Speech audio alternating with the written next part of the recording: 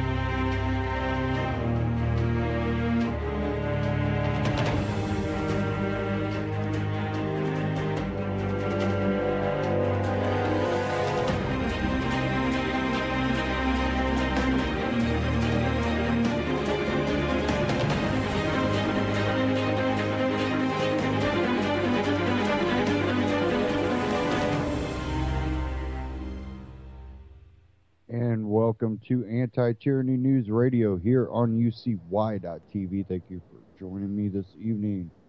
I got a few articles that I'm going to start off the first hour with.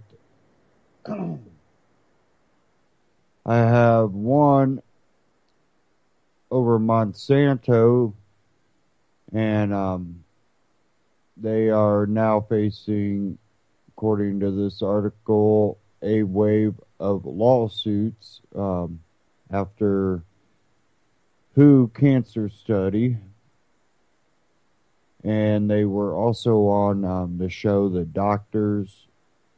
And, well, they had one of their scientists on there trying to defend Monsanto.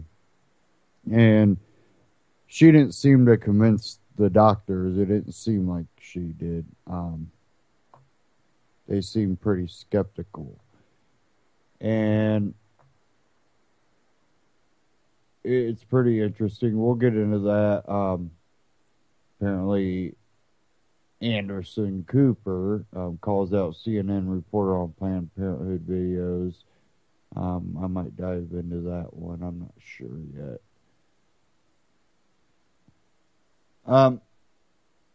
Also, one over NATO launching exercise to prep for war with not Russia, according to them. We'll get into those. I also want to get into global trade is collapsing as the worldwide economic recession deepens. And that was a couple days ago out of the economic collapse, which we'll go ahead and start off with the Ron Paul Liberty Report that kind of relates to that, where China is selling treasuries, and it seems like the dollar is in for some more trouble. So let's go ahead and dive into this.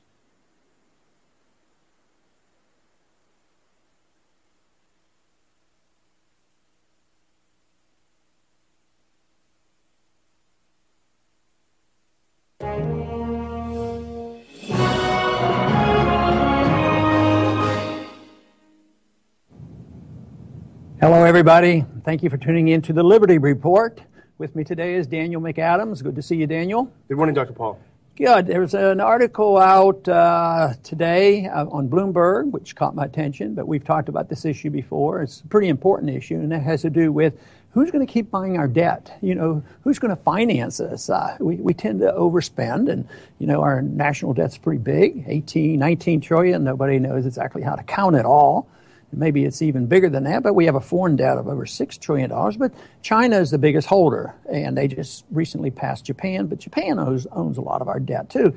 But China's gotten in a little trouble, and they've started selling their debt. But the article says China's selling tons of U.S. debt Americans couldn't care less.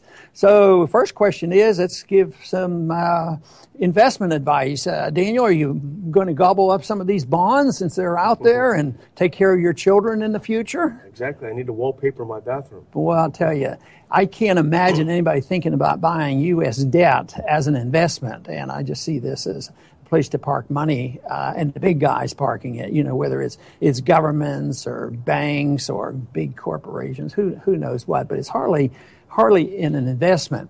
But, it had been predicted, and I want to put a chart up here to show what China has been doing, because I've expressed a lot of concern about when China starts selling, that it could be contagious and others would start to sell, and it could, start a panic.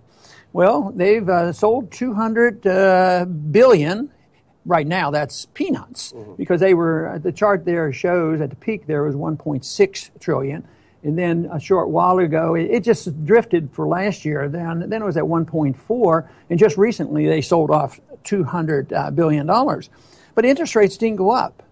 And American mutual funds, kept buying this stuff. So nothing, it didn't seem to hurt. And interest rates stayed down. Interest rates didn't go up. So you wonder, about why didn't it do this? And, of course, that is the big question. Because financially and economically, the news is not all that good. Retail sales are down, manufacturing is down, the real unemployment rate, even as reported by the Fed, is over 10%. So there's, a lot of reason to think that we're in trouble. You'd think this would be a signal that interest rates were going back up. But the best I can figure this out is it's just a sign that the bubble's getting bigger. And in a scheme of things, maybe $200 billion is not all that much. But the immediate effect has been minimal, but I'm not thinking that's going to last very long. Well, the article seems to me at least to be saying that, the naysayers are wrong just because China is dumping some of these. Not a big deal. Americans are picking them up, taking up the slack. Don't worry, nothing to see here. Well, why do you think Americans are buying these up so much? I don't think individual Americans are thinking about it. There's mutual funds that are buying them, and I'm sure a significant amount, and Americans do have money in mutual funds and thinking that's just a haven, and in the past this would be a reasonable thing to do.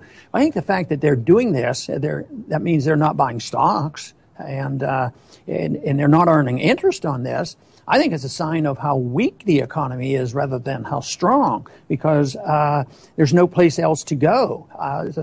So the people are doing this. But I can't imagine too many Americans, individuals, well, this looks like a good day to take my lifetime savings and put it into 30-year bonds or 10-year treasuries. I don't think that is happening. But I think it's also not individual Americans as much as part of maybe the President's Working Group on Financial Markets, which is the plunge protection team, because they have control of the whole system. They have control of the credit. So if the Fed comes along and pumps this money into banks and big corporations and different things, that maybe they have a quid pro quo. I mean, we'll put the cash in there and you do this, you do this with it and you accommodate. And I think there's a lot of that. I think it happens overseas too. I wouldn't be surprised if someday when they sort this all out that it wasn't just American individual investors buying all this debt. I think other people are buying it too that are in cahoots with the Fed to pretend, that everything is okay. That's generally what they have to do, because the value of the dollar depends on confidence, and confidence is subjective. Though maybe you and I would decide, well, that's an illusion. They shouldn't have this much confidence. Confidence is still important, but it also means that you can lose confidence quickly. It may be artificial and they shouldn't do it, but for now, there is this confidence, and that's where we are right now, so we have to wait and see. But instead of this being a sign that we have a healthy dollar and a healthy economy and interest rates didn't go up, I think it's a sign that it was so weak that they have no other place to go. That's, as a non-expert, that's the feeling I got from the article. And at the beginning, it's, emphasized this is no problem, Americans are taking up the slack. Then you get further down in the article, and they quote the chief strategist for Prudential, who says, there's no need for a rate hike now. There's no need for that. So am I wrong that there seems to be two contradictory statements? No, I think that was an important part of the article. And that, they had two different opinions, but I agree with that because I think this puts this information out. The economy is doing good. Interest rates aren't going up. Why are we worrying about this? And it'll be the excuse for not raising interest rates, and that's all they're looking for. And, of course, my position for a long time has been that the Fed won't raise interest rates, even 1%. They're terrified about doing this because of the psychological effect on the markets. So I think that they are frightened by this, and they're going to use this as an excuse and send more assurance to the market that they're not on the verge of raising it. And today the markets are not doing a heck of a lot, but I think eventually it won't matter. I think that it'll be irrelevant. And eventually, I don't think that $200 billion will be the amount being sold. It will be a lot more. Then all of a sudden, I still believe in the rush to the exit, that people finally say, what are you going to do? Of course, the question might be, what do you think what do you think the people are going to do with the money? And that is the big question. Generally what happens is people go to the safest investment or position. And there was somebody that wrote in the 70s, he had been a central banker for another government, John Exter. Interesting guy. He was a deflationist, really believed in deflation, and massive debt, and it has to shrink. And he described this as an inverted pyramid. And at the peak of this inverted pyramid was gold and silver, because that was the real money. So you'd have all the investments, that fractional reserve banking and real estate and all kinds of things up above, and the stocks. And eventually people would get nervous and they would gravitate down to the most secure investment. I think that's where we are today, but not to gold and silver. Yeah, some people buy it, but people aren't rushing into it. But they're still happy with the dollar, and they're still happy with Treasury bills. But I think that confidence will be lost, and then you're going to see some fireworks. Why do you think China is selling so many? Is it purely economics, and they've been in a downturn for a while? Is it just economics, or are there some political considerations? No, I don't think politically, because if they toyed with that right now, which they could, if we push came to shove, they could do a lot of damage to us, but it would be done to them. I think it's financial. They have to support their currency and support the economy. Right now, it used to be that we thought of Saudi Arabia as the big holder of debt. But, Saudi Arabia is in bad financial, all that wealth, and they can't pay their bills, and China's not in that kind of trouble. They have a lot of money in the bank. We technically are in trouble because we're the debtor. We owe this $6 trillion to overseas, and yet China has, still $1.4 trillion of our money, sitting there, and they can use that for quite a while, and in their interest will be, not to cause a panic. But if they keep going down and there is this panic, it's going to be hard to find the gold and the silver. Matter of fact, we've heard evidence of that already. Some coin dealers, they say by the commodities market that gold is $1,150 and silver is $16. But go buy some coins, you have trouble finding it. And that is what will happen, because we're dealing with trillions of dollars, and they just couldn't do it. It's going to, of course, people who are holding the gold, it's going to go up sharply. But there will be then a shift in attitude, because people will start buying things that they might use in the future, because they know once they sense that the prices are going to go up, but they'll want things more than anything else. Real estate will be part of it, but people who are elderly, they can't live off real estate unless there's some income from it, and you don't sell it easily. But people might buy stuff, that they can use, and that, of course, will cause price inflation instead of just targeted inflation in some costs. This weekend, I thought, this is a typical example of how the government handles things. Well, things are so good that there's no inflation today, So therefore, Social Security beneficiaries don't get a cost of living increase. But at the same time, they announced a 52% increase in the cost of Medicare B. So the prices are skyrocketing. At the same time, they're not giving. That's how foolish the whole system is. But it'd be tough to buy medical care in the future. So that will be a major problem.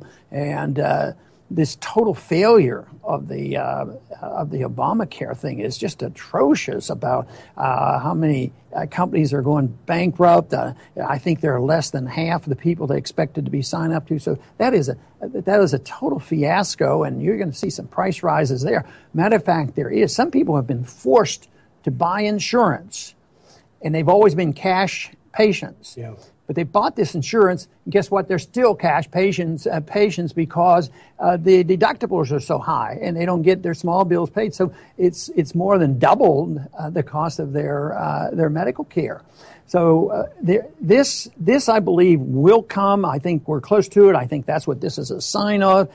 This idea that this is not so bad news. I think today it's not critical. There was no explosion of a problem, but I think it tells us the bubble is very, very big. It's very precarious, and looks like it can tolerate even more. But the longer it lasts, the worse it's going to be when push comes to shove and this thing explodes. But the reason I've been so concerned about it is that I see it as being different, than ever before, because it's worldwide. It isn't just one country. It's because of the dollar reserve standard, and it's been a fiat dollar, and there's such a huge amount of debt. I think one thing that's interesting about this is, it's easy for corporations and banks to get money because the Fed gives them for free.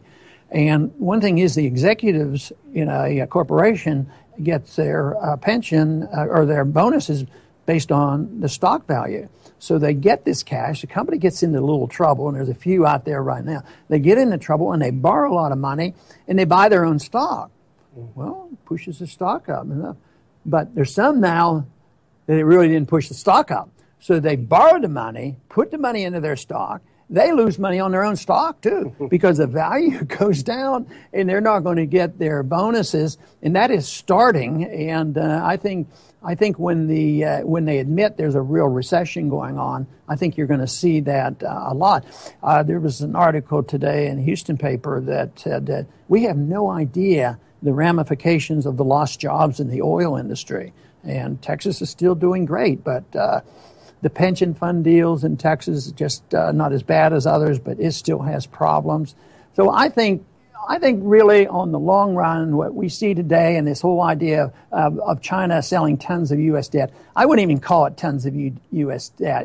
It's a lot, but it didn't cause a panic, and the dollar is still there. It's going to last for a while, but it's still, from my viewpoint, bad news because they're propping up a very, very bad system.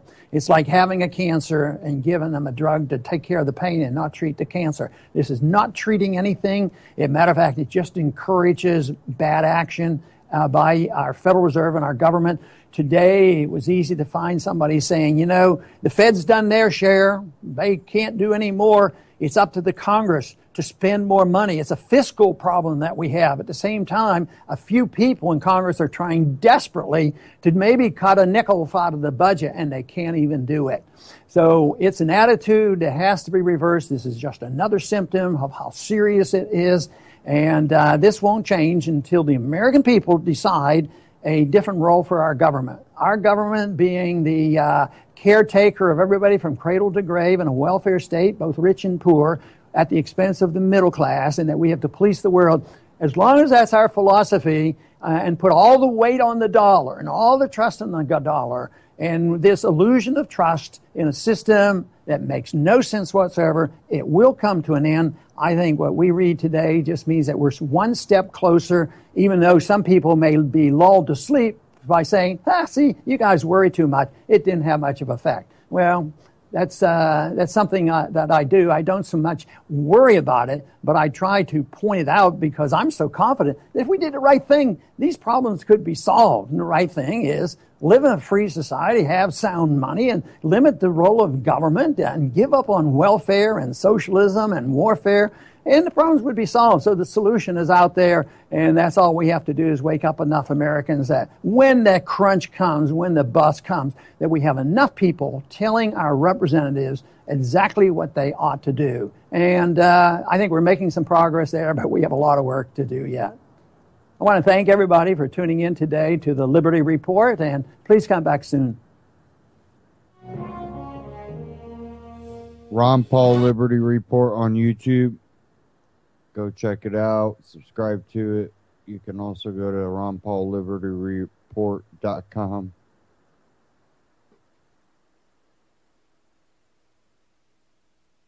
Now I want to get in this article, which there's a few things that I kind of disagree with Ron Paul in there, that China isn't willing to hurt their U.S. economy.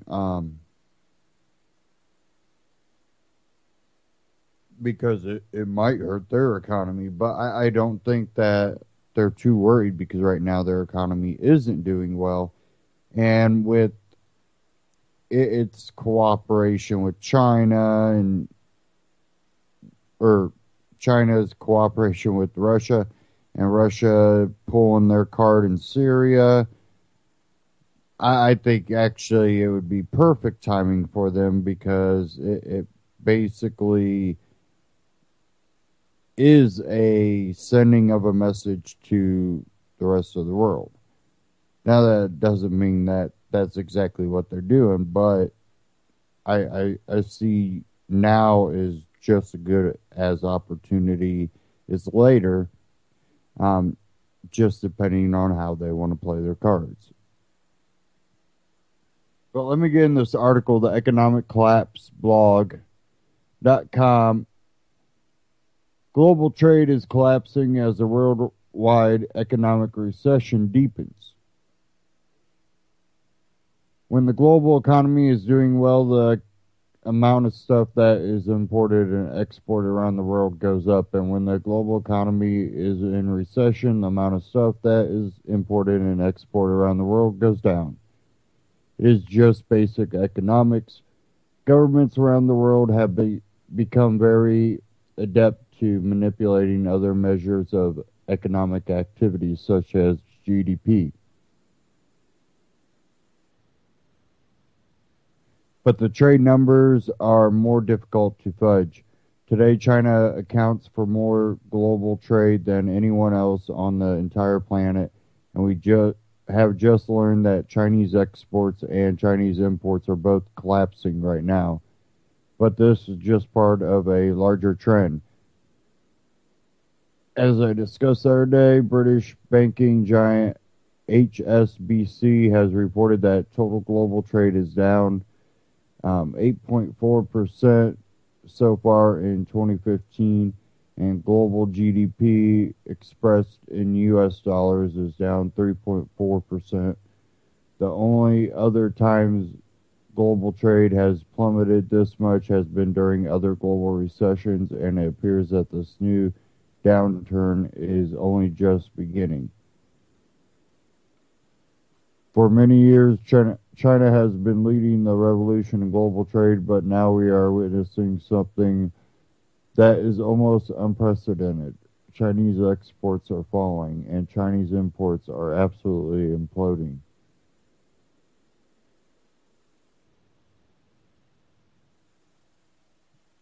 Growth of exports from China has been dropping relentlessly for years.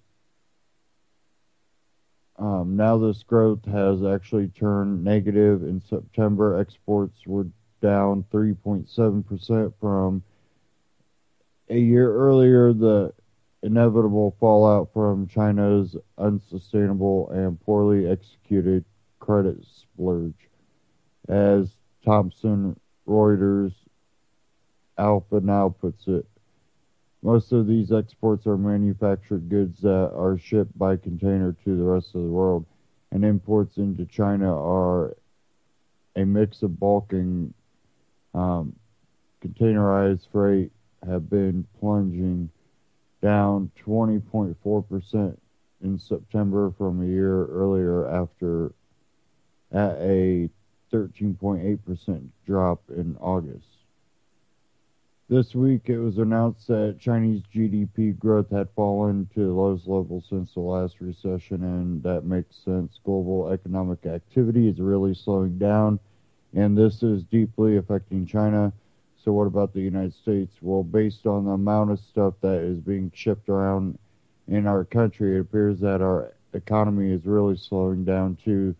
The following comes from Wolf Richard, and I shared some of it in a previous article, but I think that it bears repeating. September is in the early phase of the make or break holiday shipping season. Shipments usually increase from August to September. They did this year too.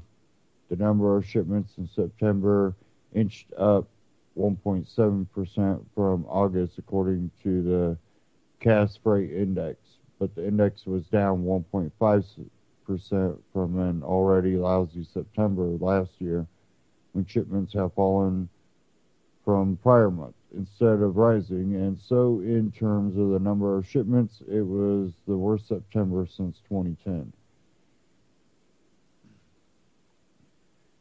It has been crummy all year, with the expectation of January and February. The shipping volume has been lower year over year every month.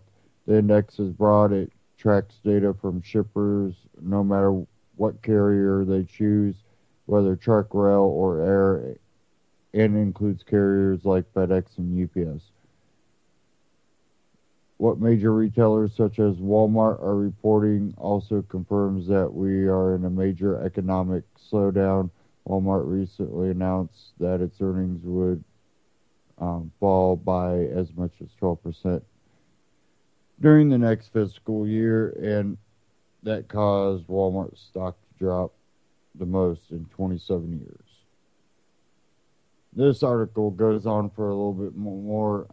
Check it out, the economiccollapseblog.com. Global trade is collapsing as the worldwide economic recession deepens.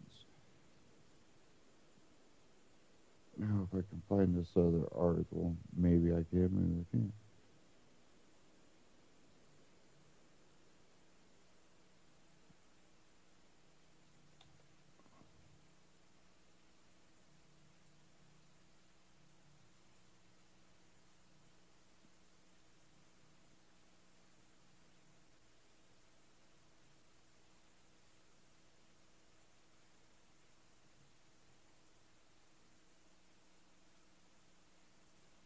Give me a second here while I see if I can find this.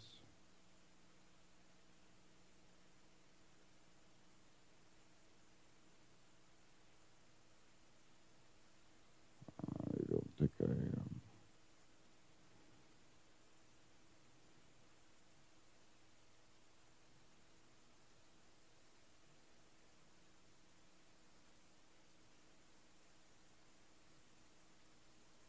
Not finding the one I was looking for.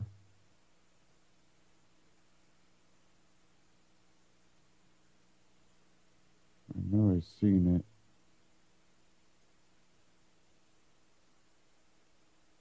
For some reason, it seems like I can't find it now.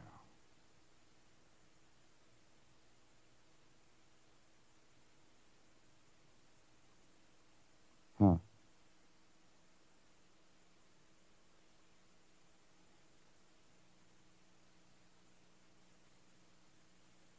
Okay, well, we'll move on from that then, since I can't find that article.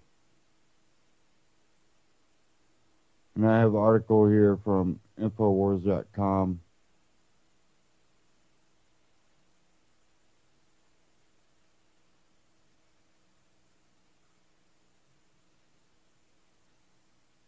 Give me a second while it loads.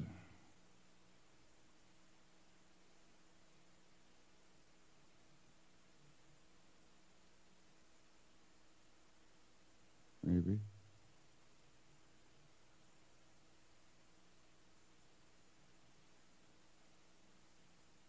Sorry. For some reason, this just likes to take forever. Okay.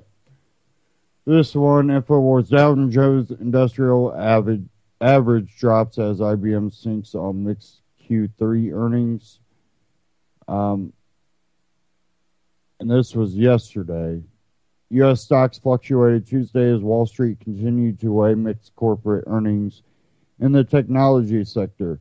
Shares of Dow Component International Business Machine Corp. IBM dropped 5% Tuesday, a day after the technology company posted a 14% drop in revenue, driven by a strong U.S. dollar and weakness in hardware sales. After falling roughly 80 points following the opening bell, the Dow reversed and gained as much as 36 points in morning trading after United Technologies Corporation jumped 4.5%.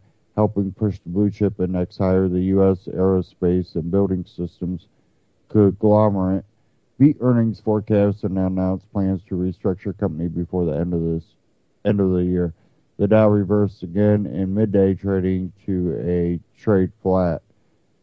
5 of the 10 sectors in the Standard & Poor's 500 index traded lower, led by a 1% decline in healthcare stocks. The telecom sector rose roughly 1% after Verizon Communications topped Wall Street's earning estimates. And that one's from InfoWars. I have another one here from InfoWars.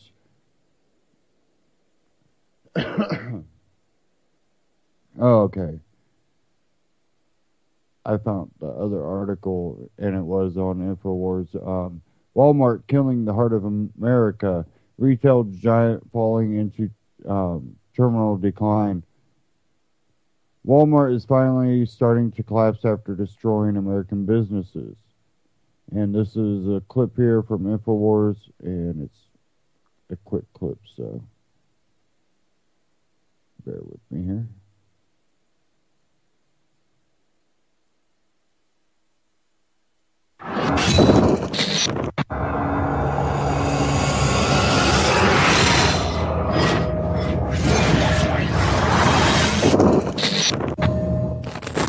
Walmart, the made-in-China fueled small American business killing plague, is finally feeling the symptoms of its part in destroying the U.S. economy.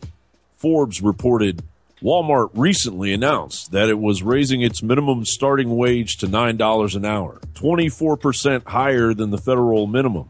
Since Walmart is famous for its ruthless cost management, this appeared on its face to be a significant sign of a tightening labor market. Walmart wasn't offering higher wages because the labor market was streamlining. The Walton family raised the minimum wage to $9 an hour due to the liberal socialist madness generated by Washington, D.C. Now those chickens have come home to roost, and it didn't take long. Zero Hedge reports Walmart stocks have nosedived, and it hasn't seen a low like this in 17 years. The stock had fallen by 22%. Walmart as a brand is comparable to heroin. It's incredibly bad for our economy, but the addictive supply is on every corner, and the other pusher just can't compete. The dealers in this market smackdown are the richest family in America, valued at $140 billion, equal to the value of 42% of American families combined. Walmart is the canary in the coal mine. It's the canary that ate the local businesses, the local industry, that helped shut down our industry. It was the big Chinese Bonanza Mart that helped push all of this. People say, oh, look, Walmart's a snake eating itself. See, no, it's not. What is it? 6 different Walmart heirs, all worth 45, 46, last time I checked, $1 billion a piece. And you can say, hey, folks don't have to shop there. Books have been written on how Walmart manipulated markets, engaged in all sorts of underhanded chicanery. And now the American people, even though the population's growing because of the third world influx, the profits are going down. But at a certain point, that's what it's meant to do. It's a consolidation curve. It's meant to end the free market as we know it. And then Walmart moves on to more multinational operations. They made the deals with China. They set it up. They were successful.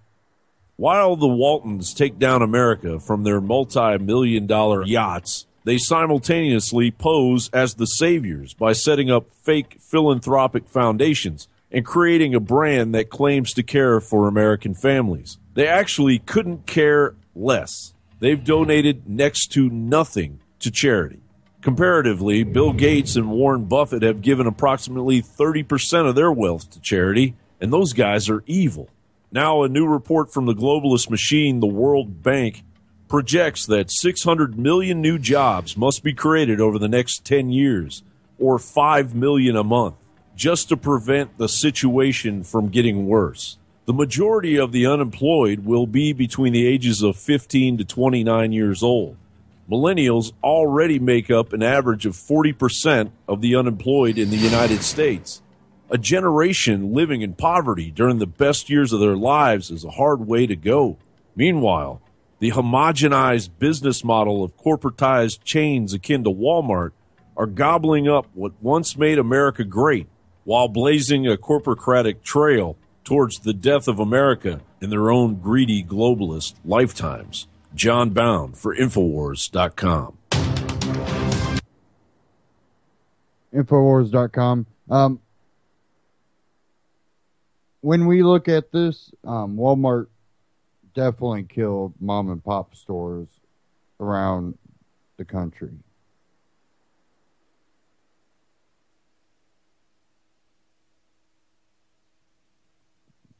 And remember when they said, oh, it wouldn't do that. And they surely have. And they don't give back. They do, keep most of their money. And they killed the mom and pop stores. They killed the small business economy that was thriving at one point. And if you haven't noticed, you go to Walmart now, you look for things and they don't have it anymore. Now, because they became so big in America, now with their stock, falling, they have a direct effect on the economy through the stock market, even though the stock market, when it goes up, does not actually indicate a good economy. Despite what mainstream might tell you. And being someone that works in the factory settings, what remaining factories are around, I've noticed in the past year that things aren't looking too great.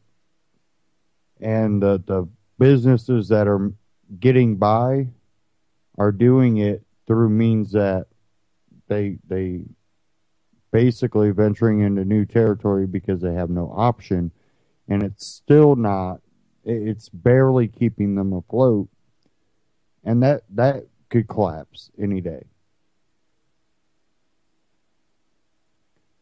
And other factories, they're really just doing everything to try to be able to sustain their workforce.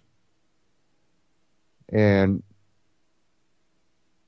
there's other places that are probably looking to shut down because it's getting too hard to compete.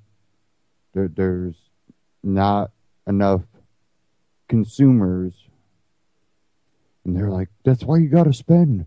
You got to spend that way. There's nothing to spend. People can't go into debt no more. They have no option other than to pay debt off. File for bankruptcy maybe, and then start saving. That way maybe they'll have a future. But all this can play into itself, and every little domino that falls can just trigger something that we haven't seen in America for a long time. And that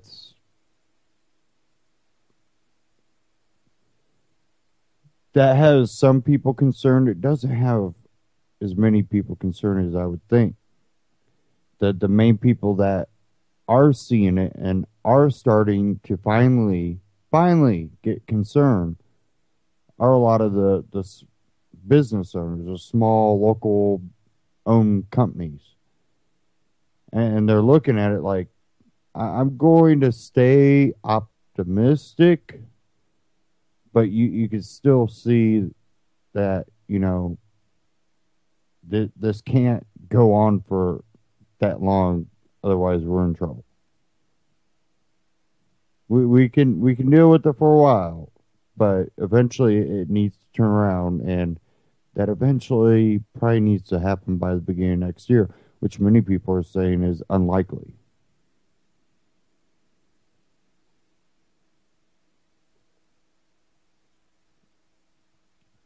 And part of the reason why they're saying it's unlikely, again, some of it was in the one from the Economic Collapse blog about there's not a lot of commerce going on during a time that we should see a pickup. Well, we've seen a pickup, but the pickup is way lower than it was the previous year. Even though it's a pickup, well, yeah, we're going to have some type of pickup. But if we can't match or do better than next year, does that mean that that's showing a good outlook for next year? No.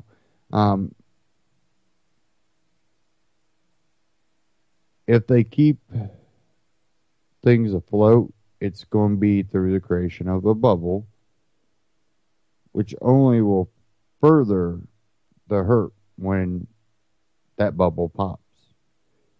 And I don't know if they're willing to create a bubble. I think they're wanting this one to pop before they create another one.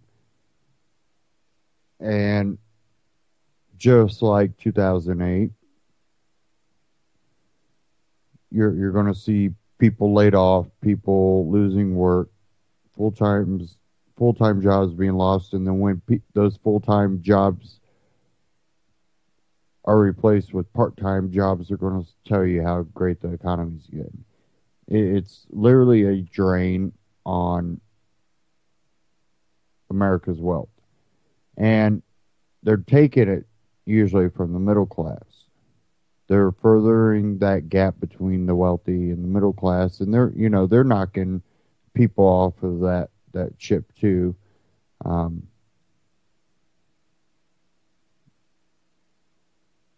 We're going to see a point where I think we're going to see class warfare if this continues.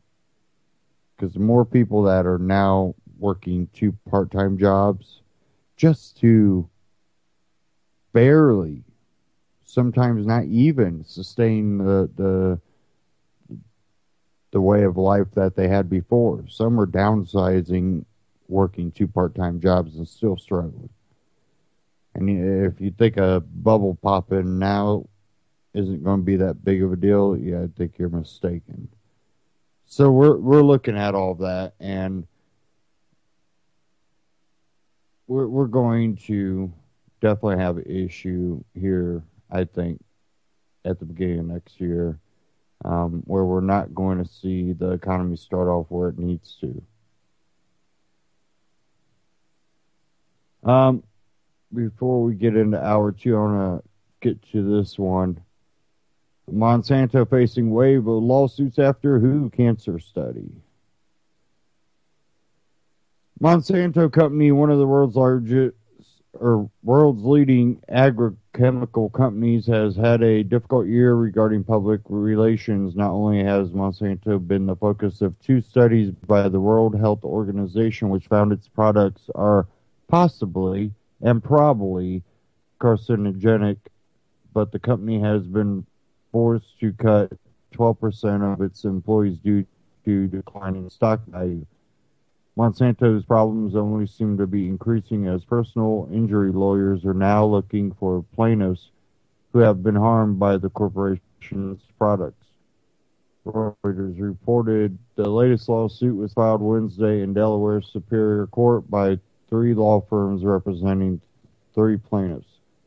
The lawsuit is similar to others filed last month in New York and California accusing Monsanto of long knowing that the main ingredient in Roundup, glyphosate, was hazardous to human health. Monsanto led a prolonged campaign of misinformation to convince government agencies, farmers, and the general population that Roundup was safe, the lawsuit states. Monsanto continues to deny the charges against its products. Company spokeswoman Charla Lord told Reuters glyphosate is not a carcinogen. The most extensive worldwide human health database ever compiled on agricultural product contradicted the claims in the suits. The California lawsuit was filed by 58-year-old Enrique Rubio, a former farmer worker in California, Texas, and Oregon. The anti-media reported on his case. One of his main duties included spraying fields with Roundup and other herbicides. Mr. Rubio maintained these tasks until he was diagnosed with bone cancer in 1995, the lawsuit states. Attorney Robin Greenwald, a representative in the Enrique Rubio case, says she believes additional lawsuits will emerge because Roundup is the most widely used herbicide and whose statements support ongoing concerns surrounding glyphosate. Another lawsuit filed against Monsanto comes from 63-year-old New Yorker Judy Fitzgerald.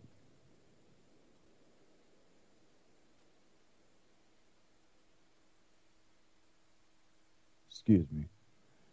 Fitzgerald claims that her cancer was caused by exposure to Roundup when she worked in a horticultural company during the 1990s. Judy Fitzgerald was diagnosed with leukemia in 2012. In March of this year, Truth to Media reported that the International Agency for Research on Cancer, IARC, published a report in the Cancer Oncology detailing evaluations of organophosphate, pesticides, and herbicides. The report concluded that there was limited evidence of carcinogenicity in humans for non-Hodgkin lymphoma. The evidence for this conclusion was pulled from studies of exposure to the chemical in the U.S., Canada, and Sweden published since 2001. The researchers found convincing evidence that glyphosate can also cause cancer in laboratory animals. The report points out that United States Environmental Protection Agency had originally classified glyphosate as a possibly carcinogenic to humans in 1985. Glyphosate is not only the most widely used herbicide, it is a key ingredient in biotech. The IARC working group evaluated the original EPA findings and more recent reports before concluding there is sufficient evidence of carcinogenicity in experimental animals. Despite the WHO's findings, the EPA approved Monsanto's use of glyphosate as recently as 2013.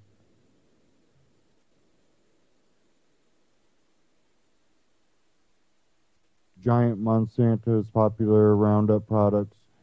Glyphosate is one of Monsanto's products that have been recently connected to cancer. However, in June, the IARC also found that the weed killer 2,4-dichlorophenoxyretic acid, known as 2,4-D, possibly causes cancer in humans. IARC reviewed the latest scientific research before deciding to classify 2,4-D as possibly carcinogenic to humans, a step below probably carcinogenic. The U.S. Environmental Protection Agency has been receiving pressure to restrict or prohibit the use of 2,4-D, while some farm group and pesticide industry groups say the chemical does not need any more restriction. Of particular interest with the recent findings is that in April, the EPA approved the use of Dow AgroSciences Endless Duo herbicide, which contains 2,4-D and glyphosate. Endless Duo is part of a partnership between Monsanto and Dow, known as the Endless Weed Control System. Monsanto has not released a statement on whether or not they will also convene a panel to study the ILX claims about 2,4-D. In 2013, Ben Swan examined several controversies surrounding Monsanto in a Truth and Media episode, and we'll go ahead and play that.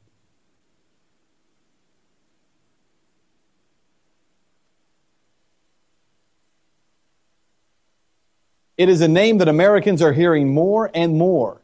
Monsanto, an agriculture company that has become synonymous with the term GMOs. So what is Monsanto? What exactly are GMOs? And why are so many people up in arms about a company that grows food? The first step toward truth is to inform.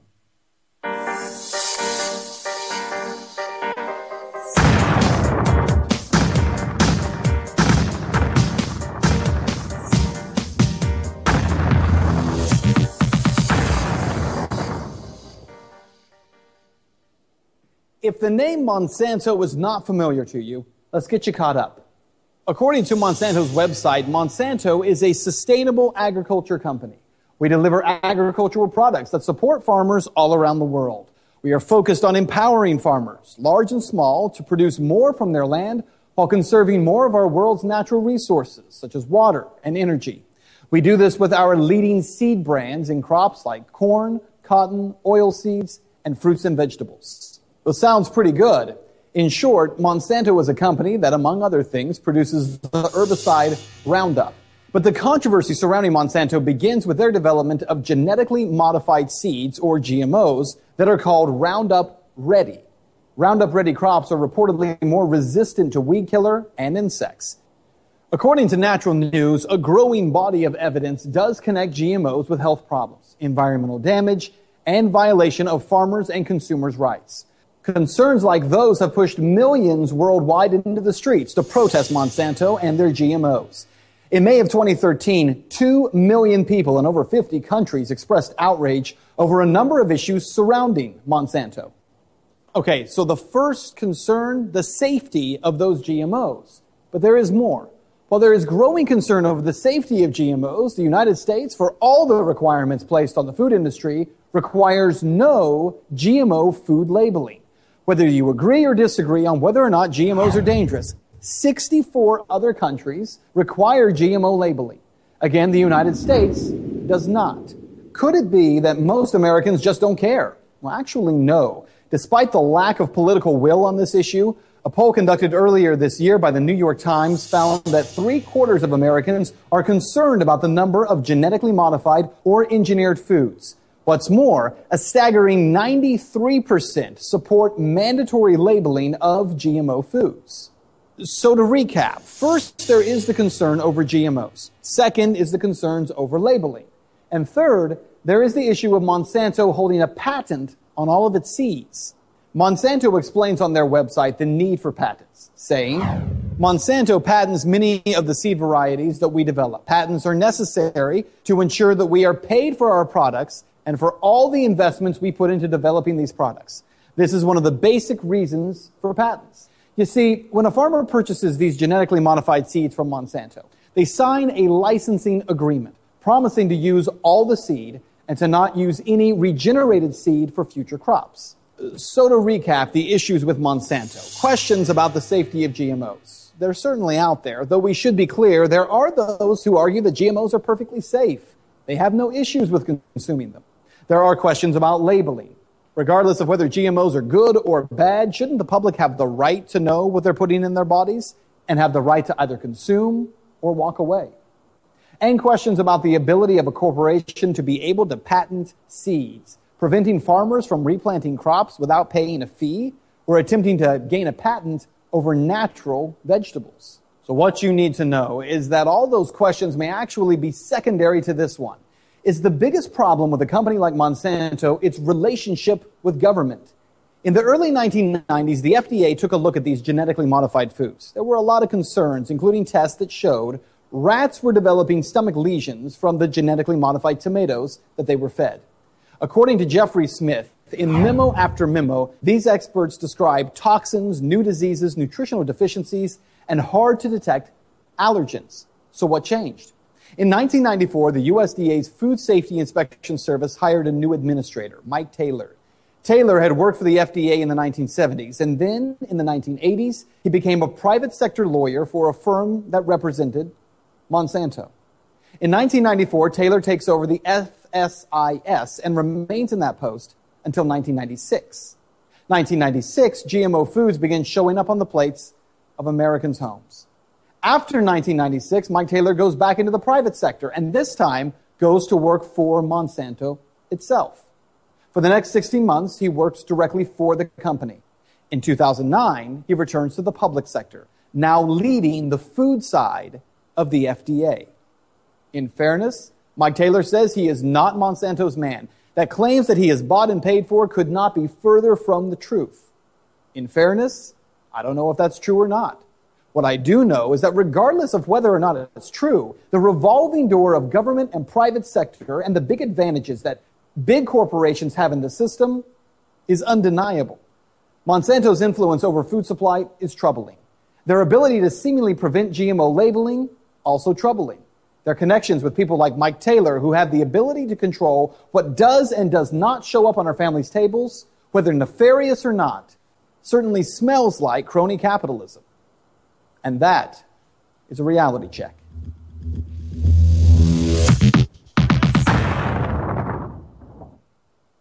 Well, now that you've been informed, it's time to get engaged. Go right now to benswan.com. There you're going to find this story where you can view it again.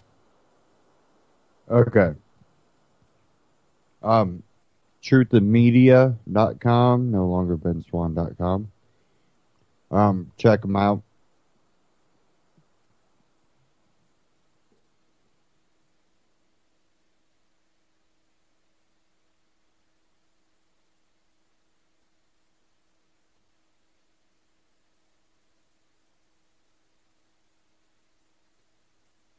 Sorry, I had a sneeze there. Okay. Now, when we look at Monsanto, they're not the only company. Walmart's not the only company. All these large corporations, and remember, they want to have us believe corporations are people. No, corporations are businesses that are ran by people. And by saying that corporations are people, instead of holding the actual people accountable, it gives them basically an out.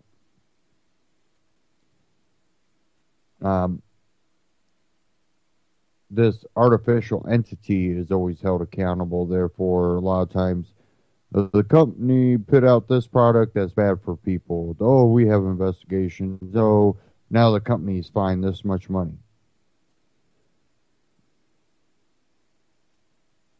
And there can be some shady things going on there.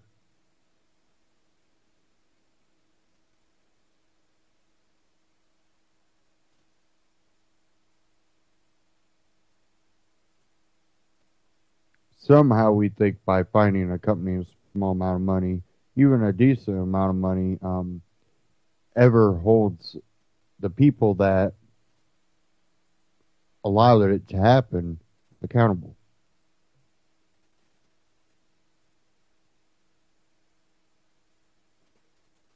And these large corporations also tend to always have deep ties to government. Look at Goldman Sachs.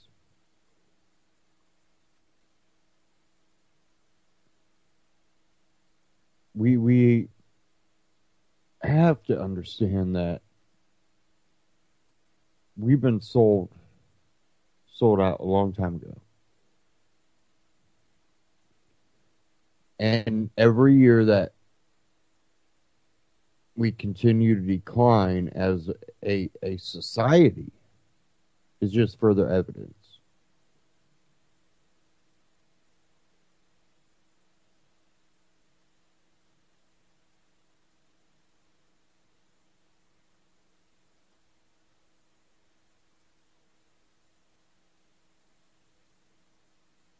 And,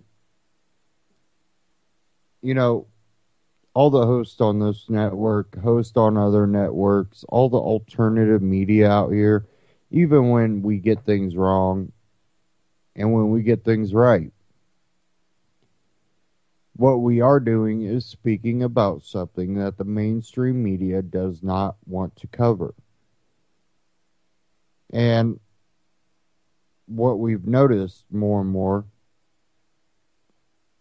are large corporations like Facebook, like Google, deciding what content should be considered relevant, proper, or the truth. And if you have an ideology that is a statist authoritarian ideology, what you consider to be truth is usually considered to be fallacy to someone that believes in freedom in the individual and believes in personal rights, individual rights. Well, Ron Paul has warned that truth tellers worldwide are under attack.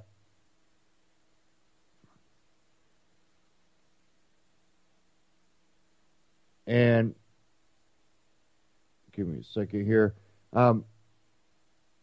He talked about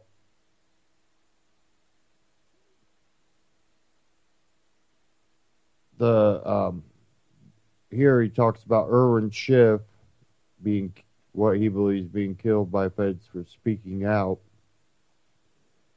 But he's warning about attacks against free speech, and we're seeing it more and more. What they're using is political correctness and considering things hate speech or inciting violence for simply calling people out for what they are or what they're doing. If you don't go along with what we want, then you're bad. But let me play this from InfoWars with Ron Paul.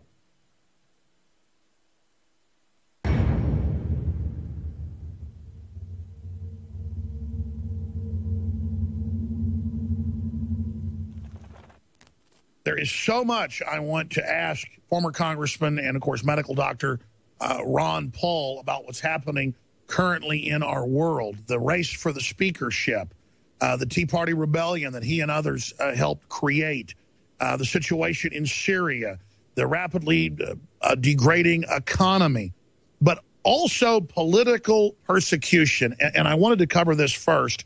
Ted Cruz came out and said that he's worried about internet freedom, that there's major talk about censoring the internet in the Senate.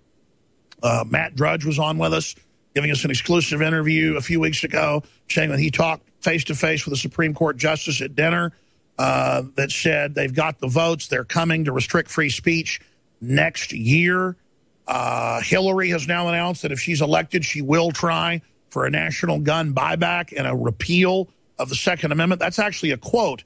So the statements are very bold right now, and we're seeing massive continued IRS persecution of conservative and libertarian groups. I wanted to not so much ask Ron Paul his view of this. I mean, I want to do that. I also wanted to ask him what we should do.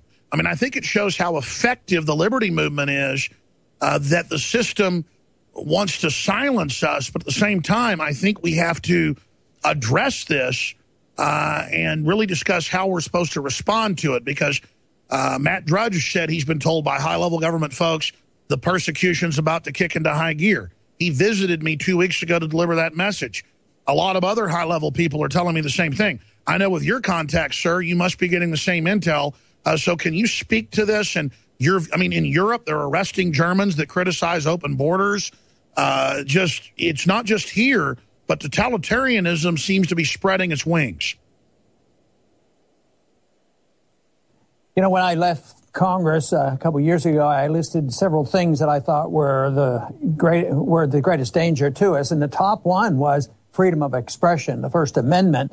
Because if we're not allowed to express ourselves, it makes it so difficult for us to compete with the propagandas from our government and from the media. So I think it is crucial. But, you know, we are so hypocritical when it comes to our government because they pretend that we should support the issue of knowing the truth and knowing what's going on with government. And we even write laws to protect the whistleblowers who are telling us the truth. But now we have numerous whistleblowers that are put in prison, if they tell the truth. Matter of fact, the real irony is the chairman of the agency that's supposed to be in charge of protecting all the whistleblowers, he got fired because he told the truth about the whistleblower program. It really doesn't work. Now, this is getting worse, and there's a lot going on right now. But, just recently when we read about the death of Ernst Schiff, he was actually in prison and killed by our government because he spoke out about the unconstitutionality of the way taxes were being collected. And it wasn't so much that he was not a violent person. He wasn't for anarchy or anything else. And I don't think he ever said the statement that there should be no taxes either. But because he said what the government was doing was unconstitutional, and the government told him, you're not allowed to talk about that, and he did. And when he was 77, they put him in jail for 14 more years and literally, I think, killed him, because it was a death sentence and it was a life sentence, and he didn't get his medical care. So that's how ruthless the government is. Now, in Ernst Schiff, I think is a good lesson because what was he saying? He was challenging the financing of a government that's run away. So the same way, if somebody tells us the truth about what's going on in the Middle East and how we have involved ourselves in these wars illegally and lied ourselves into these wars, our presidents have, they can't tolerate that. They cannot tolerate the truth about our foreign policy. They cannot tolerate the truth about why they are ruthless in collecting taxes. And they're not going to tolerate the truth about how the Federal Reserve is run. That's why I always believe that the Federal Reserve, if everybody knew about it, and more people know about it now than ever before, if the people knew about it, they wouldn't support the Federal Reserve. And fortunately, there's a lot of people waking up. But so much is done in secret. The bailouts are done in secret.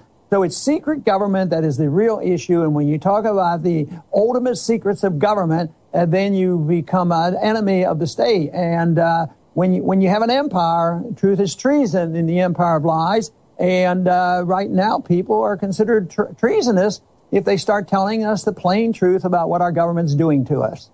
That's right. Ron Paul, LibertyReport.com, one of many powerful sites. He's doing syndicated radio vignettes, daily television, reaching millions of people. And that's why they're coming in and wanting to censor and wanting to control and wanting to shut down competition because we're peacefully taking action. Erwin Schiff that died, Peter Schiff, frequent guest here, one of the top advisors, of course, to Ron Paul's campaign previously on economics. His dad was still chained down even when he couldn't speak anymore, and they basically wouldn't give him any medical care, and he died after spending 13 of a 14-year prison sentence. And I remember it was in the Las Vegas Review-Journal when the judge said in the courtroom, I remember covering it on air when he first went to prison 13 years ago, you were told don't sell this book anymore. You were told don't give speeches anymore. So I'm going to send you to prison for the maximum sentence. So they admittedly sent him to prison and then killed him in prison, as you said, Ron Paul, and you're a medical doctor speaking to this, for his speech. And that's where America has gotten to, where I've now had feds contact me, multiple feds, and tell me that the word is I shut up or they're going to set me up. And that's where this country's come to. And it's very, very sad.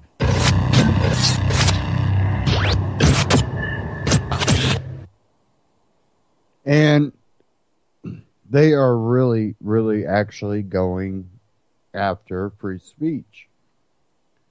You have what Supreme Court Justice reportedly told Matt Drudge. You have language in the TPP with copyright that's going to hinder a lot of alternative media. Because a lot of times the reports we get are basically, we have to do a lot of research, find quotes from different people, and those quotes might be exclusive to a media carrier. So what that does is it draws a lot of traffic to them. And you would think they would like that, because you're quoting something that they put out there. And again, it draws traffic to their website, but they don't like it. They don't like when Drudge doesn't even do a report, just links to their articles. Bad. Even though you do it on Facebook. But that's where the whole scariness definitely even goes to a even deeper level, that the language would even affect you sharing articles on Facebook.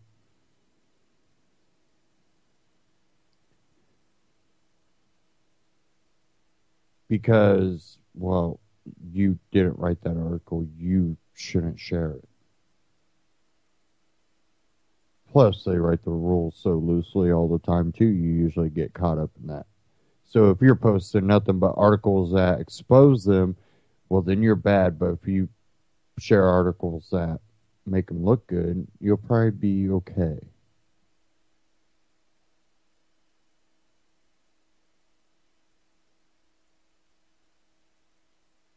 And again, like I said, we've seen the censoring by different companies, and I look at Google as a really, really creepy company that I don't trust. But we tend to deal with them quite a bit as entrepreneurs, startup, YouTubers. They kind of pulled a Walmart on the internet, and they shut down a lot of their competition. But I have an article here I see now on Drudge. Google, your genome isn't really secret. Bloomberg.com, your genome isn't really secret, says Google's venture Bill Morris. Bill Morris has a simple proposition for those who are a little freaked out by his efforts to digitize human DNA. If we each keep our genetic information secret, then we're all going to die okay then. The Google Ventures managing partner has shifted the firm's focus this year to investing in companies that aim to slow aging, reverse disease, and extend life. Many of those life sciences companies do this by collecting customers' genetic information and looking for trends. Hoarding this kind of personal data introduces risk, particularly as hacking becomes an everyday occurrence, but Morris dismissed privacy concerns surrounding the prospect of genomic data becoming public. What are you worried about? He said at a Wall Street Journal technology conference in Laguna Beach, California on Tuesday. Your genome isn't really secret. That's because people constantly leave traces of their genomic material lying around in public. If someone really wanted the information, they don't need to hack a server. They could just pull a cup with your saliva out of the trash and test it, said Morris. Now, I'm going to stop right there because I have a problem with that. Well, your DNA, we know cloning, all this, we know that science is becoming just a really freaky thing, and this kind of proves that, people are getting a little carried away with science to the point they're becoming the mad scientists. And if you have it doesn't matter what we do here in the U.S., what if you have mad scientists that are allowed to experiment and do crazy things over in a different country, and they learn how to manipulate people's DNA to match other people's DNA. All they have to do is hack the server, pull up your DNA. They got your DNA. Let's say you have some type of, you know, biometrics or anything like that that can be tricked. There's a lot of problems that come up because science is evolving faster than it has the ability to protect itself from. But it says here, who studied neuroscience and helped form Calico, a company within Google parent company Alphabet that focuses on age-related diseases. Google Venture is an investor in 23andMe, which sells a $99 DNA spit kit to provide customers with ancestry information. DNA technology has come a long way, Mars said. The technical problems around editing the genome are practically solved. As for his line about how we're all going to die, he didn't mean immediately. Mars is a fierce advocate for life extension, racing his own mortality to invest in companies that might keep him and the rest of humanity alive longer, or perhaps indefinitely. In the interview, Mars spoke alongside Peter Diamandis, the chief executive officer of the X Prize Foundation, which organizes complex technology competitions. They're both preoccupied with doubling human life expectancy. Analyzing a large database of genomic data is important to achieving that goal. If people started living drastically longer, we might find ourselves with some new problems, such as how to feed everyone. Demandis said that as people get happier and healthier, they have fewer kids. If people would eat less meat, Mars said there would be more room to grow food for them all. Mars, who doesn't eat meat and can't stand the taste, touted one of his investments, Impossible Foods, as a company that's creating meat substitutes capable of satisfying beef lovers. It was so much like meat that it disgusted me, Mars said. I couldn't finish it. So, this is one thing about these I don't even know, mad scientists, basically. They are looking for the fountain of youth. They're looking for immortality when it comes to aging and dying. Which, to maybe the everyday person, you know, it sounds good to me. That would be cool. I could live forever. But it doesn't turn out that way. We understand that we can accomplish a lot, but there's some things that the consequences from it don't get erased from any good that comes from it. And, you know, we start making people not live or not die. Well, there goes families. There goes a lot of stuff that more than likely would be outlawed. Having a family, that the more families you have and people don't die, or it could also be the elites just won't die. You can have family because you're going to die. You're going to need someone to replace you. And that'll be limited. These people are sick, really. There's a lot of these people that are sick in the head. I really believe so. And they're willing to do anything. And it kind of beckons back to, you know, history, where you had these people that did seek fountain of youth. They were constantly thinking that there was this fountain of youth, and they really were mad in their quest for it. And you almost have to look at some of these people, and a lot of those people in history, they were educated, they were intelligent, but they were also mad to find this fountain of youth. And in turn, a lot of people suffered at their hands.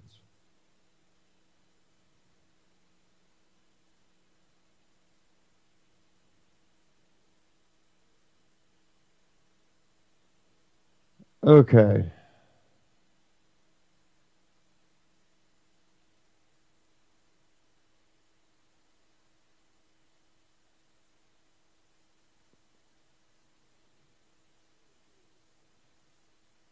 I have one last clip that I do want to play here.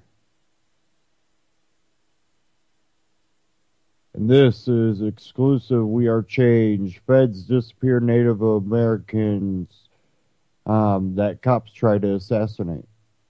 Or Native American that cops try to assassinate. This is Grudowski, and Oh, sorry about that. A little loud there for no reason.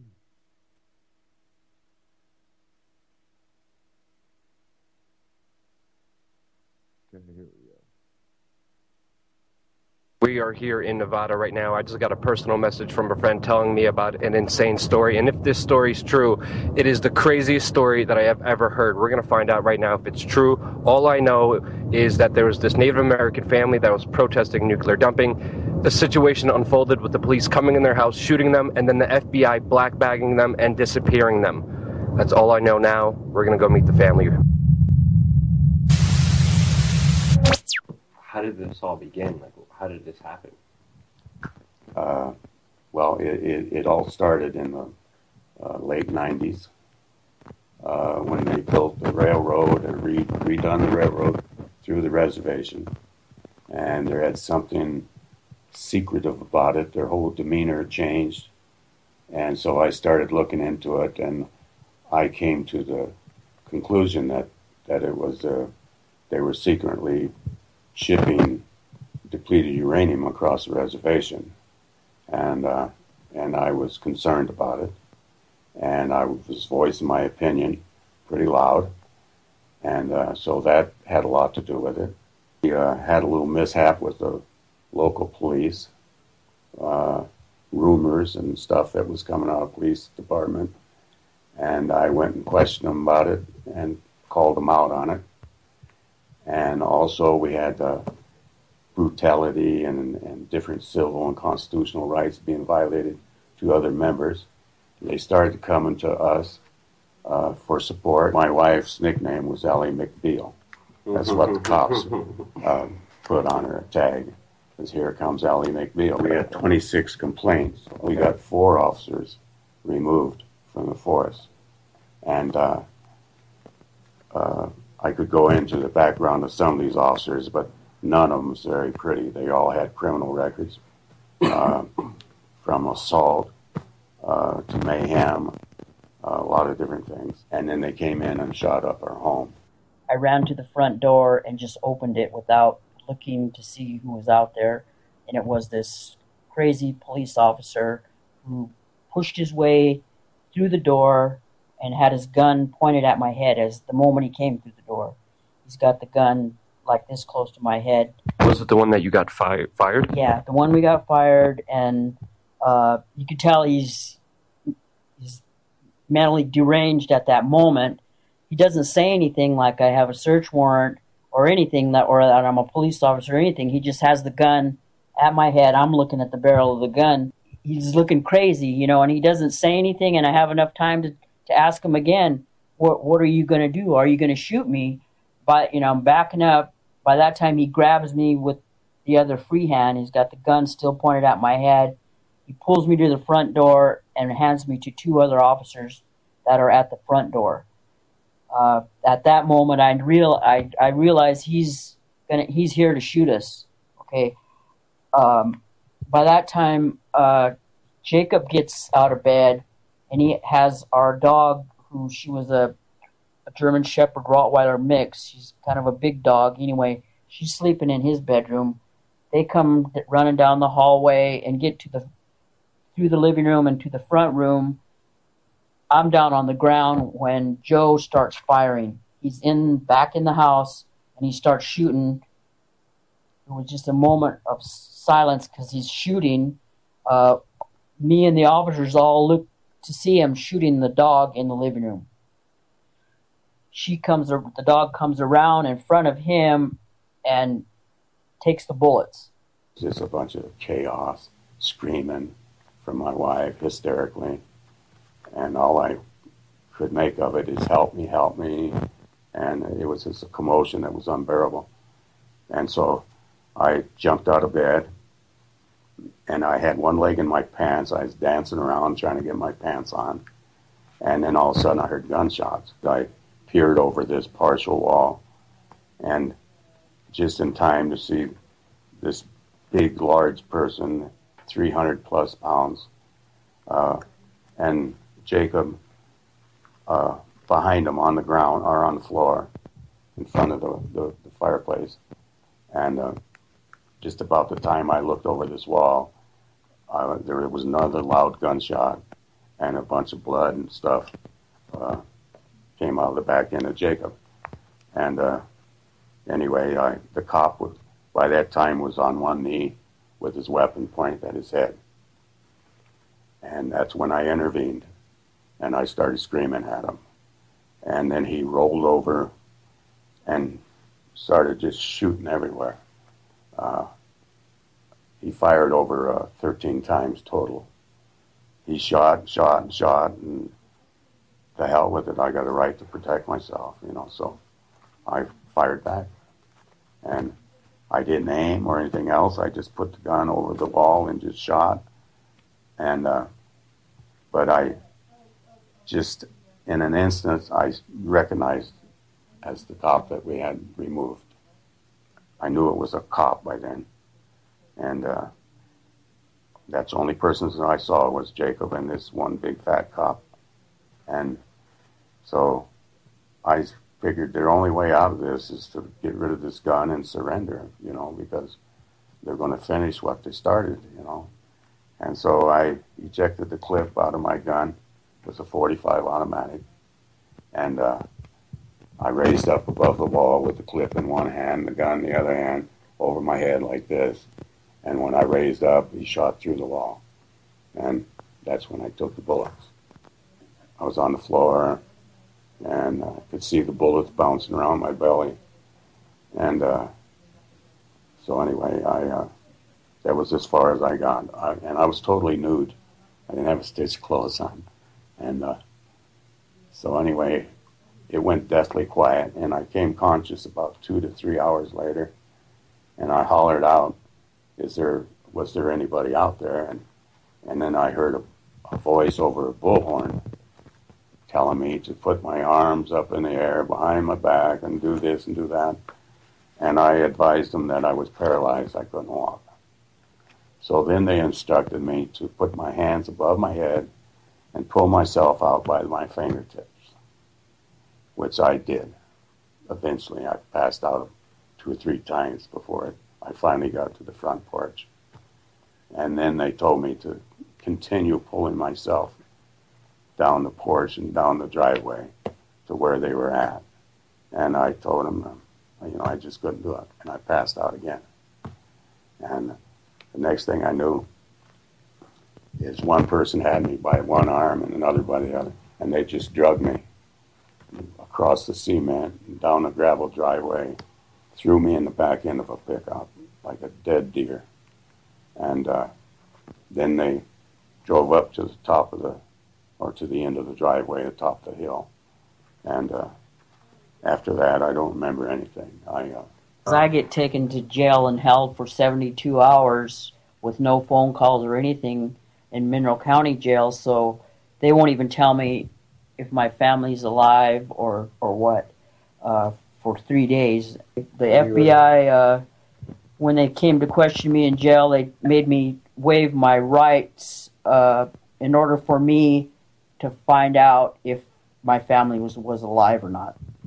I laid there in the induced coma, and they all expected me to die. They gave me every opportunity, and stubborn as I am, I didn't take it. But I was arrested while I was in a coma. They rolled me out to a waiting vehicle. They shackled me up and made sure I stood there and got nice and wet. I was also contacted staph infection while I was in there, so I wasn't in real good shape. And so they transported me down Highway 395, and we passed the exit to the airport. I wasn't upset because I knew I was supposed to be transferred to this medical center. And so when we passed the airport turnoff, I asked him, where the hell are we going? And he says, none of your effing business. You'll really enjoy it. And so they kept on going. They took me to Carson City, Northern Nevada Correctional Center. And at about 11:30, they finally got through processing me into the prison. And they took me to the furthest most unit, which is Unit 8, and put me in total lockdown isolation. Processed you as Lewis Puller. Oh yeah, fictitious name. Yeah. From the time I was arrested and the feds removed me out of the authority of the hospital, they had me bouncing around different rooms. They had me booked underneath the name of Lewis Puller. And that's what they booked me into the prison as, Lewis Puller. They denied my family access to where my whereabouts was. They denied that I was even there. And so being that I was booked into the federal prison as a federal safekeeper, I wasn't allowed medical attention. The doctors couldn't touch me. All they were to do was to house and feed me. And so that's where I stayed until late in April, in a room, 24/7, no exercise, just a room about this size with a angle iron bed, I guess you call it, a rack or a cot. Nothing else in the room. No television, no papers, no nothing. No visitors, no telephone. I mean, they was just trying to break me down. I was held as a federal safekeeper, same as a terrorist. How long were you in jail for? I was in jail from February 9th is when they transferred me from the hospital to the jail, and I didn't get released until May 18th. Wow. All in solitary? Yeah, total. Wow. 2 doors to get to me. I couldn't even talk to anybody if they was walking by. There was no way they could get to me. Removed 2/3 of your colon. I mean, you should have had medical attention and the proper care. I was supposed to be in a medical center. I wasn't supposed to be in isolation. Like I said, I had no medical treatment at all. The prison doctor came in and talked to me and explained it to me that because I wasn't not a convicted state inmate, that I was just being held by the form for the feds, and that I could not receive any medical treatment whatsoever, unless it was, if I had a heart attack and I was laying down dying, then out of humanity, they would have to send me to the hospital. But as far as treatment, I couldn't get what I needed in the state prison. They weren't allowed to touch me. And so that's what I lived with. No pain pills. Wow. The guards treated me inhuman. Yeah, if you go into jail as a cop killer, you get a whole different What they treatment. did is the feds had informed the warden that I'd killed 2 police officers and blah, blah, blah, blah. Not that you had attempted, but that that I killed Right. 2 police officers, and that was the word out to the prison staff. And the doctor, it was a lady, Dr. Getney, she came in and talked to me and told me why I couldn't get medical treatment. And then she told me that I would be going to federal prisons and all this. And I said, well, what are you talking about? And she says, well, you're charged with 2 counts of murder. And I said, no, that's wrong. And the next time that I talked to her, I had got my legal papers. They couldn't keep those from me, and they were given to me by my public defender, which is another story all by itself. But I showed her that I was charged with attempted murder. What your real name was. And what my real name was, and she was appalled. I was charged with one count of attempted murder involving a weapon, and then the following June, they brought another charge against me of attempted murder with a weapon of the police officer that got shot accidentally in the leg by the bullet that came out of Jacob's back. So they charged me with another count of attempted murder on that. And so we went to trial. I had several operations. We went to trial on November 18th of 08. And we was in trial to November 25th. As far as evidence go, the prosecution or the attorney general had none.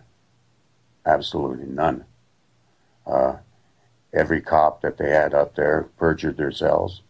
The FBI perjured themselves. They were caught on the stand by our attorney, I would say trapped. He opened the door, they jumped in, he closed it because they misled the grand jury to get the indictment. They misled the judge, the magistrate, to get another search warrant. They searched our house 3 times and tore it all apart and took chainsaws and everything, cut the floors up, the whole 9 yards. You're still exiled. Yeah, and I'm still exiled to this day. I can't go to my own house. Even though you were found innocent on all charges? Found innocent. The jury was out 25 minutes. I still have criminal charges pending. He still got my bail. But his charges, he was exonerated from the 2 counts of attempted murder. Wow. But they don't want to address mine. Wow. It's never been dismissed. She was arraigned. And it cost us, what, $15,000 or $25,000 or... Yeah, counting the $2,500 bail, Yeah. I had to put up $15,000 for a good attorney, and so all that money was basically lost. Or yeah, and they're still holding it, and including holding charges that Right. have not even been put up. No. Yeah, they don't want to. They're just want to bury their head in the sand and act like it never happened. Wow. I don't know if you have any access to 911 records, but in our case, Yeah. the 911 records are always erased. Yeah, they had a So glitch. we haven't never been able to get a copy of the 911 recordings because it's really horrific to hear him coming over the 911 calls. They're all erased. About 13 calls altogether. Yeah, the FBI somehow or another's done away with them all. Is there anything we could do to help in any way, shape, or form with this situation? Well, I left that house naked, and whatever we got today is what we've accumulated since, which isn't much. We're in need of residence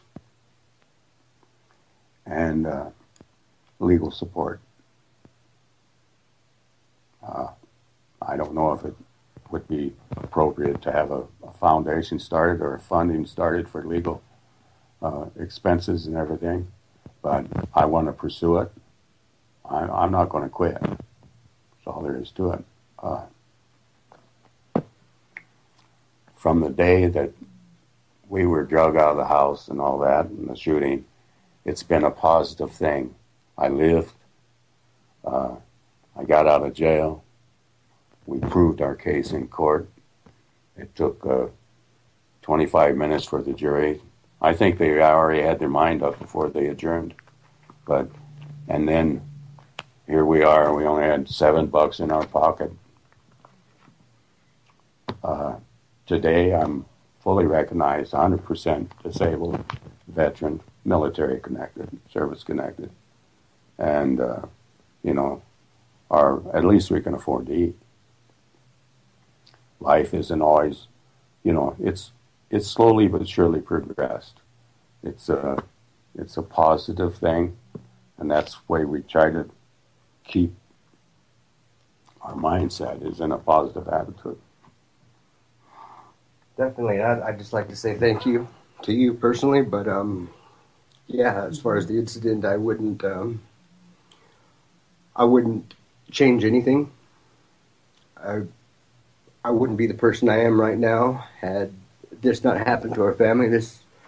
I wouldn't, and I'm glad that it happened to someone who is willing to stand up for our rights, for what's right, for your constitutional rights, and not roll over and be silenced. Yeah, because everybody in America could be next.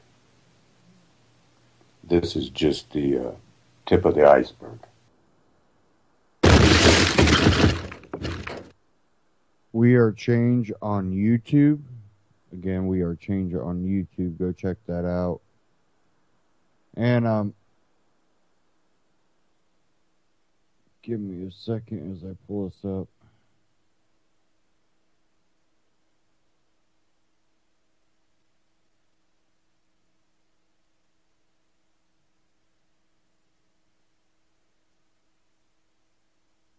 Okay, this one's from filmingthecops.com. And this is just another example of police brutality and how authoritarian our society has gotten with law enforcement rather than peace officers.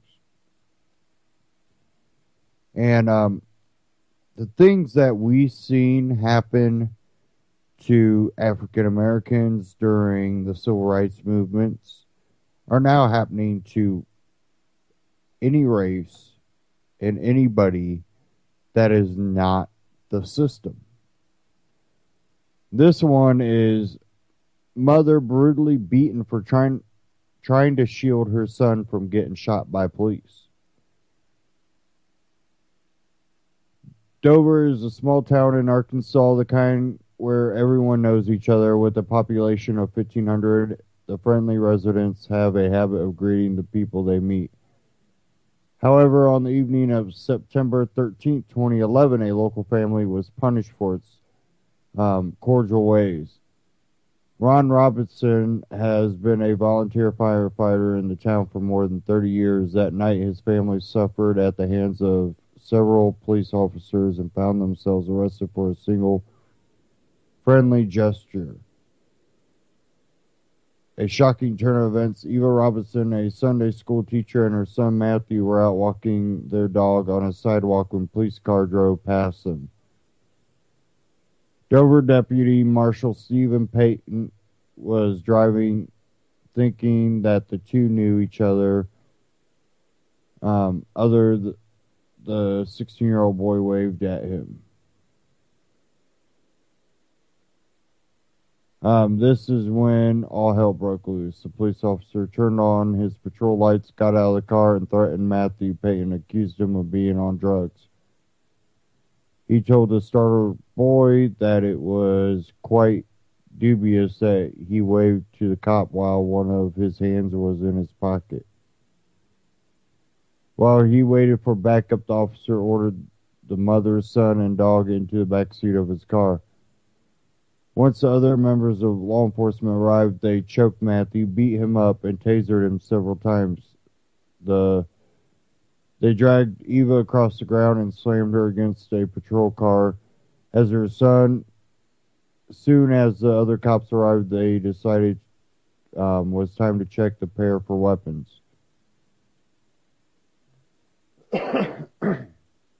One of them opened the door and ordered the mother and son to get out.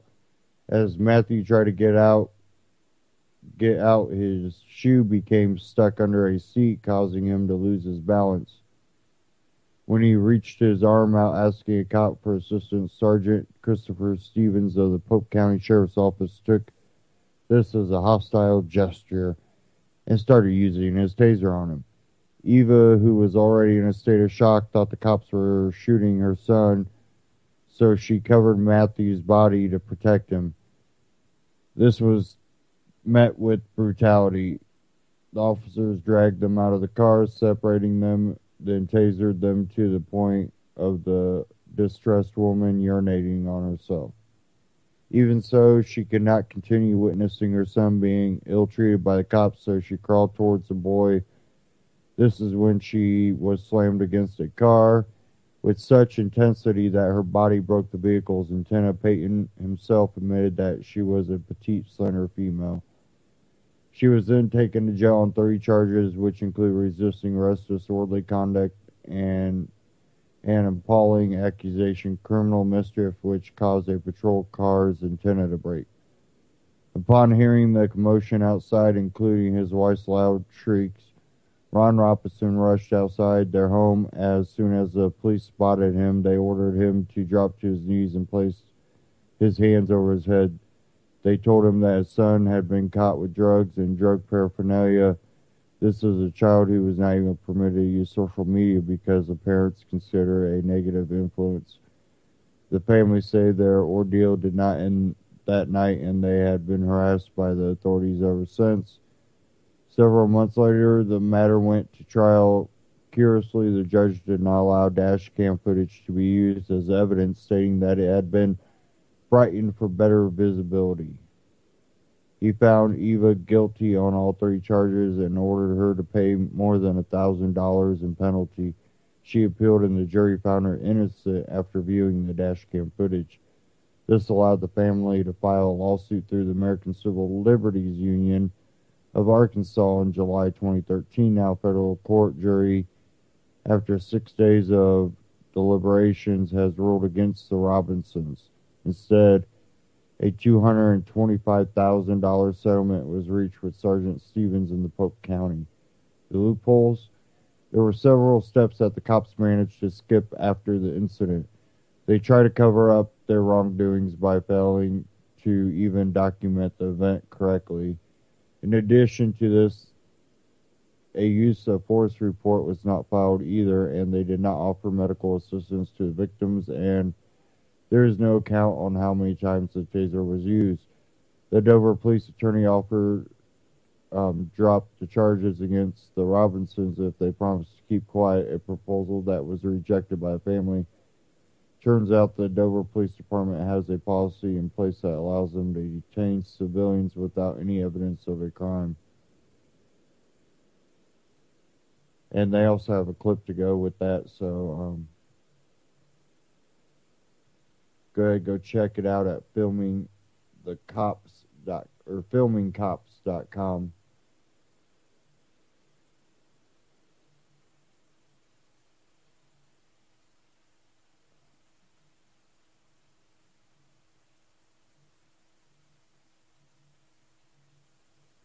Now,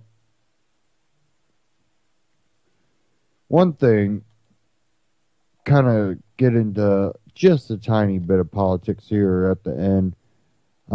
One thing that police have been extremely brutal with and ineffective in is the war on drugs. We've seen where families have been destroyed, and families have nothing to do with it because it was the wrong house being destroyed. Little babies getting flashbanged in their cribs, and they laugh about it.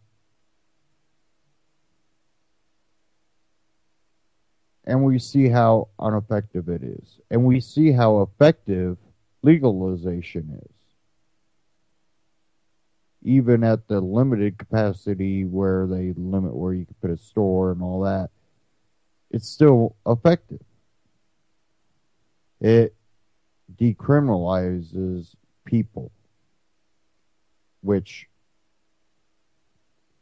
I'm still not for legalization. I'm more for decriminalization because it should just be like if you decided you wanted to grow oregano.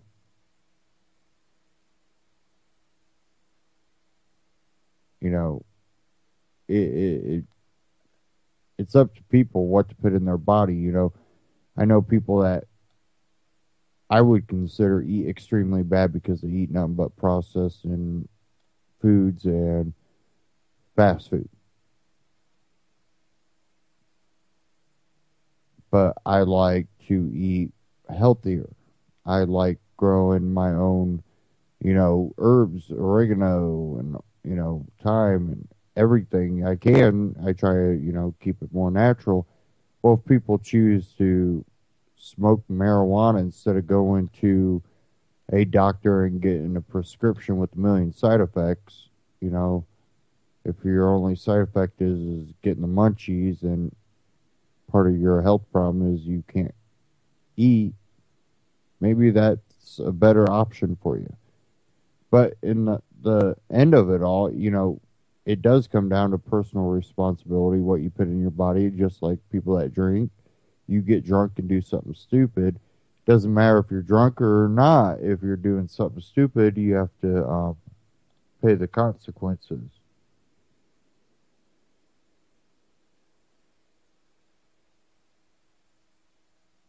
Now,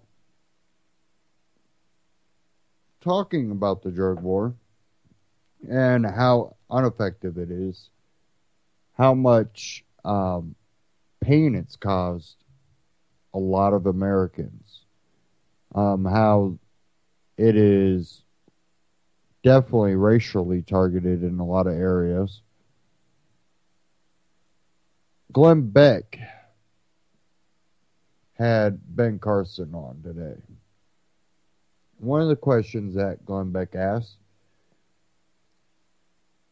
he kind of did a little flash session with him, just threw some questions out at him. One of them, do you continue the war on drugs? Ben Carson, his answer, absolutely. I intensify it.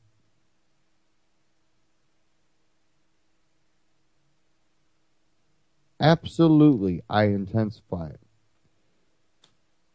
And to intensify the war on drugs, you have to continue to give immunity to the law enforcement that accidentally flashbang a child in their crib or shoot a innocent family or their pets. Abridge personal property rights. They don't even have a warrant for that property, but it was an accident and they were conducting business. So what? If someone calls a locksmith out to their house to conduct business and they break into the next door neighbor's house and they're responsible.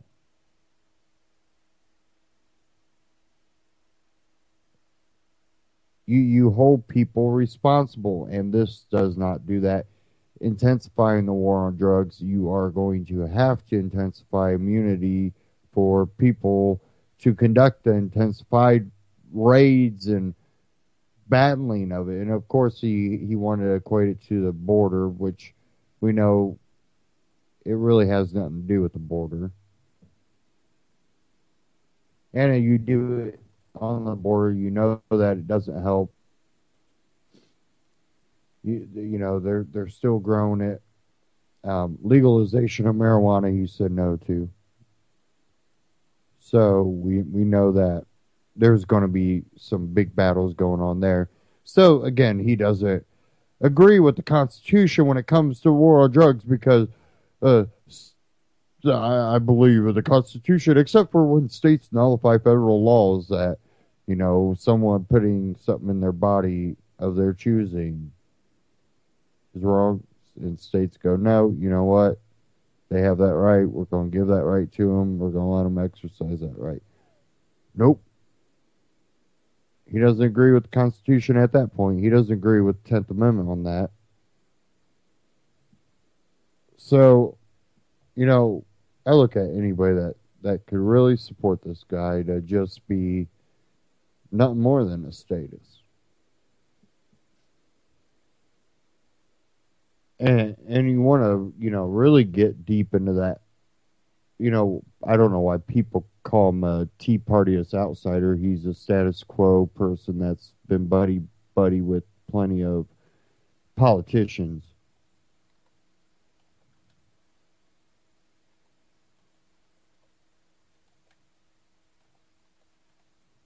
If I can find this clip real quick before the end of the broadcast.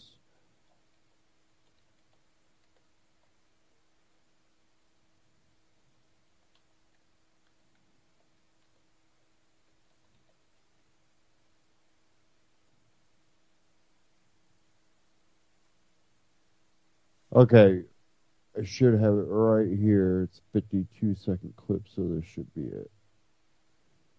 Okay, and Ben Carson on semi-automatic weapons in large cities. We're going to do rapid fire. Okay. All right. Second Amendment. Guns, there's a reason for the Second Amendment. People do have the right to have weapons. With this argument that's going on, the way we solve it is we ask what is each side afraid of, and then we address it that way. Do I have a right to own a semi-automatic weapon? It depends on where you live. I think if you live in the midst of a lot of people, and I'm afraid that semi-automatic weapon is going to fall into the hands of a crazy person, I would rather you not have it. If you live out in the country somewhere by yourself, I have no problem. Is that a government, the federal government, or the local government that can decide that? I think it'd probably be a local.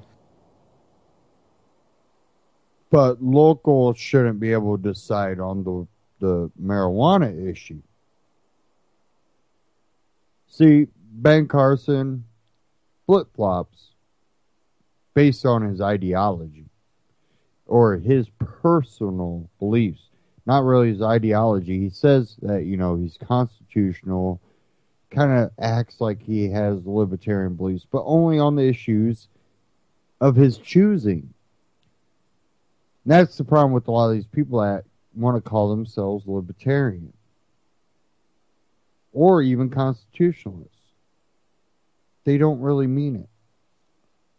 They mean it for things that they personally like. It's such a game, and I can't believe people are still buying into it. And you look at the polls for the Republican race,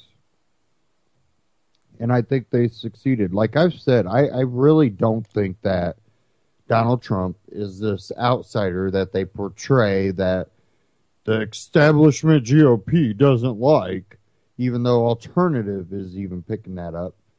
I think you're picking that up for a reason, because that's what they want you to believe. Oh, he's shaking up the race because no, he's parroting the controlled Tea Party ideology. They, both sides, Democrats and Republicans, love to play with the radicals. It's been shown over and over that they love to play with the radicals because they know that, well, the status quo Republicans are definitely going to vote, or the status quo Democrats go along with whoever is nominee type voters. They hit the Republican button or the Democrat button on the voting machine. They don't pick and choose through each individual. They know they got those people. What they have to do is get enough of the more independent minded. Well, they can do that if they appease the radicals. Now you would think, well, that means the libertarians. Well, no. The libertarians are only considered one radical to the establishment. They're going after all the other radicals because they want to make sure that someone that could potentially be a true constitutionalist won't get in office. And one person in particular, Rand Paul, and I don't think that he truly is that libertarian type person, but I think they believe he is. They know who his father is. See,